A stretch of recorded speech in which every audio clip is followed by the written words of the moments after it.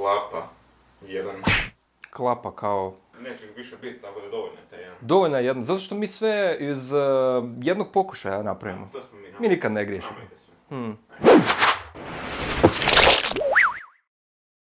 Svi mi koji smo odrasli u ovoj našoj predivnoj civilizaciji naučili smo misliti na određeni način. Jedan od rezultata našega odgoja je i osjećaj kako postojimo mi kao pojedinci koji smo odvojeni od svijeta. Praktički, od trenutka kada se dijete rodi, ono je podvrgnuto procesu nevidljivoga etiketiranja. Dodijeljeno mu je obiteljsko prezime i individualno ime, nametnuta nacionalna i religijska pripadnost, a kasnije mu izrade i člansku iskaznicu sa OIB-om i fotografijom, što bi ga dodatno trebalo uvjeriti da se poistovjeti sa društveno konstruiranom slikom o sebi. Naravno da nakon godina uvjeravanja i sami počnemo vjerovati da je ta konstrukcija istinita, da mi jesmo ta ideja koju nam je društvo nametnulo. Tako je odgojen i ojačan osjećaj naše individualne odvojenosti od svijeta. Ono što zapravo želim reći je da je u životu dobro preispitivati mnoge one stvari koje se uzimaju zdravo za gotovo. One koje se podrazumijevaju. Dobro je čak i preispitati tko ste vi sami ako to želite. Jedan od razloga za to je pretjerana buka u kojoj živimo i koja nam skreće pažnju od nas samih. To je buka užurbanoga života u kojemu mediji i marketing urlaju za našom pažnjom,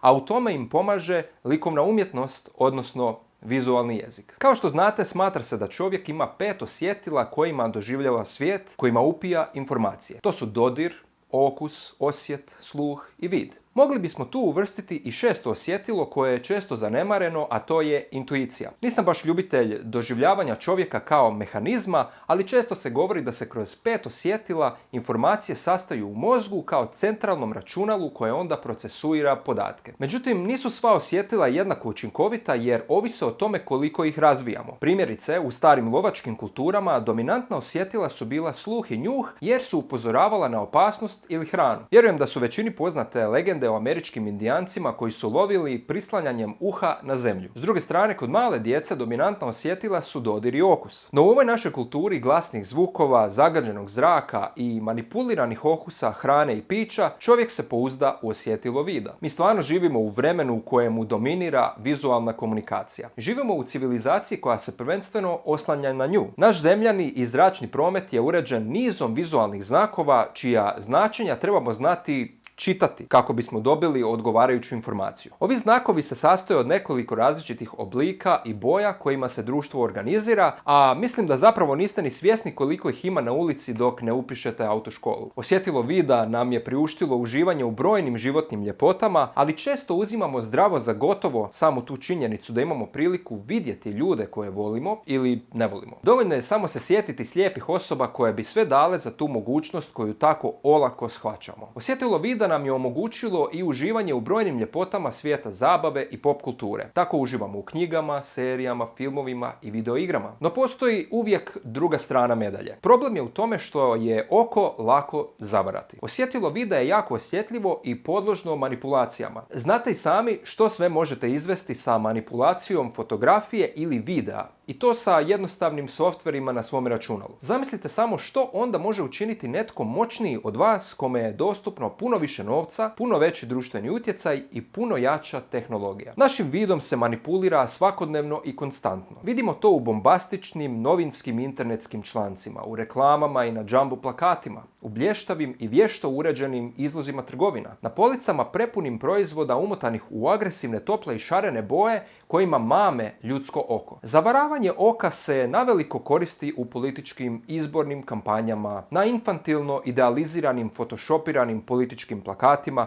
kao i u načinu odijevanja prilikom televizijskih nastupa. Varke za oko su dobro poznate i u svijetu mode i kozmetike. Isklesana tijela, napudrana i našminkana lica, atraktivna odjeća, nafotkavanje sebe u raznim pozama i na raznim lokacijama za objave na društvenim medijima, sve su to uobičajene metode današnjega čovjeka koji time pokušava privući pažnju, odaslati određenu poruku i potencijalno izazvati poželjnost ili zavist kod drugih, htjeli mi to priznati sebi ili ne. Sve je to rezultat ovoga vremena instant proizvoda u kojemu živimo. No većina toga je samo pakovanje bez kvalitetnog sadržaja, varka za ljudsko oko. Neke od tih varki mogu biti bezazlene, no neke mogu biti i fatalne. Drugim riječima, u današnjem svijetu postoje brojni razlozi da informacijama koje primate pristupite uvijek sa dozom zadrške i kritičnog preispitivanja. Nastojte ne brzati sa odlukama. Budite svjesni sebe i svojih želja. Mediji i marketing koriste sve moguće trikove nastale na psihološkim istraživanjima kako bi vam privukli pažnju, izazvali vas, isprovocirali, napravili ovisnima da se uvijek vraćate po još ili da poželite posjedovati nešto što vam ne treba. Veliku moć dajete onome tko vas navede na mišljenje da bez njega ne možete. Bila to osoba, predmet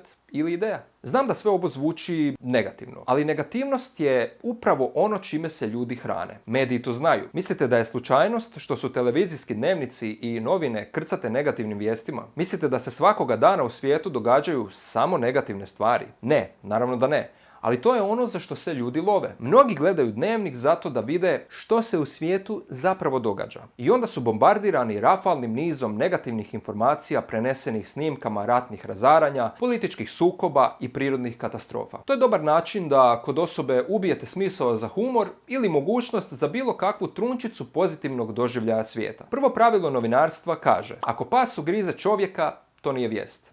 Ali ako čovjek ugrize psa, onda imamo pravu stvar. Svime ovim ne želim reći da je svijet u kojemu živimo užasan, iako to može tako zvučati. Dovoljno je samo postati svjestan te igre vizualnih trikova kojima se ljudi služe. To je tako. Na varkama oka počiva naša civilizacija i ekonomija. Likovna umjetnost i dizajn u tome igraju jako veliku ulogu, jer upravo su to sredstva koja tim varkama daju vidljivi oblik. Manipuliraju oblicima, pričama i bojama. Prava zabava nastaje onda kada toga stvarno postanete svjesni i počnete jasno primjećivati sve te trikove koji vas pokušavaju zavarati. Naravno da je svijet u kojemu živimo puno veći od svega toga. Živi smo ovdje i sada, u ovom trenutku prepunom mogućnosti. Stoga zastanimo, udahnimo i opustimo se. Osluškujmo sebe i sve oko nas. Ne kažem da trebamo prezirati ljudski svijet u kojemu živimo. Umjesto toga, radije sudjelujemo u ovom svijetu vizualnih varki, ali činimo to dobrovoljno, svjesno i budno. Toliko od mene za sada. Do sljedećeg videa. Vidimo se. U ovoj našoj kulturi glasovnih zvukova je, okej. Naš zemljani i zračni promjet. Ovi znakovi se sastoje od nekoliko različitih oblika i boja kojima se društvo organizira, a mislimo... Ništa ne mislimo. Dovoljno je samo se sjetiti lijepih osoba. Da. Znate i sami što sve možete izvesti...